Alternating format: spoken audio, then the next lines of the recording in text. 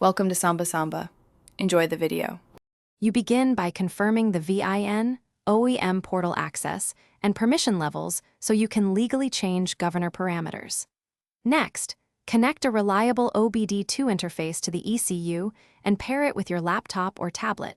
Use stable 4G/5G or Wi-Fi to avoid interruptions.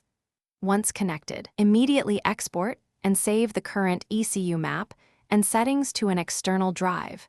This backup is essential because it lets you restore the original configuration if any. You now log into the OEM or aftermarket portal and choose the exact vehicle profile to prevent mismatches. Upload the new governor firmware or parameter file and verify the checksum to ensure integrity. This prevents corrupt updates.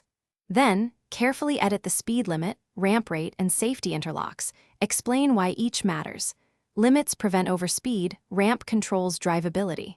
Once satisfied, save a staged configuration and queue it for live deployment so you can monitor the transfer in real time. You deploy the staged configuration to the ECU and watch the live update progress and diagnostic logs.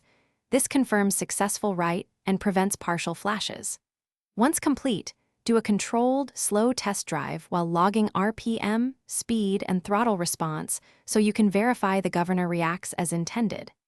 If you see anomalies, immediately restore the original backup, review logs for error codes, and contact vendor support.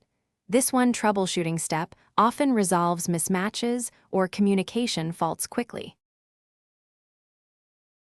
Thanks for watching. Consider subscribing if we helped you.